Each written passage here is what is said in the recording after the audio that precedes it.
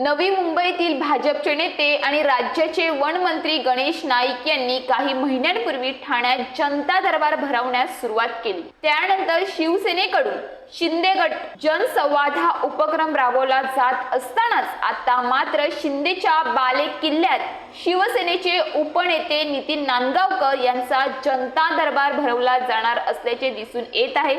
काही महिन्यांपूर्वी शिंदेच्या बाळे किल्ल्यात वन मंत्री गणेश नाईक यांनी जनता दरबार भरवण्याची घोषणा केली होती। या घोषणेमुळे शिवसेना शिंदे गट आणि भाजपच्या पदाधिकाऱ्यांमध्ये शीतयुद्ध रंगल्याचे दिसून आले। गणेश नाईक यांच्या घोषणेनंतर भाजपचे ठाण्यातील आमदार संजय केळकर आणि निरंजन डावखरे यांनीही आमदार आपल्या भेटीला या उपक्रमातून जनता दरबार भरवण्यास सुरुवात केली।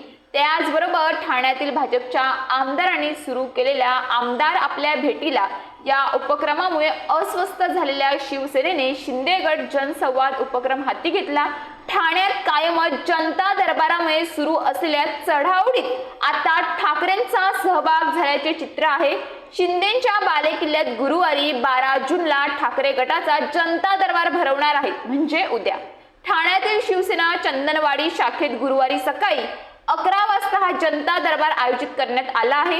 यावेळी शिवसेनेचे उपनेते नितीन मधुकर नांदगावकर, ठाणे जिल्हा प्रमुख केदार दिघे, शिवसेना माजी खासदार राजन विचारे यांची उपस्थिती असणार आहे। जनता दरबारात सर्वसामान्य नागरिक आपल्या समस्या घेऊन येत असतात। या शिक्षण, आरोग्य, पाणी, निवारा, क्रीडा, कला, विज्ञान आणि सामाजिक सद्यस्थितीत वाद, कलह तसेच इतर समस्यांचे निवारण करण्यावर प्रामुख्याने भर दिला जातो।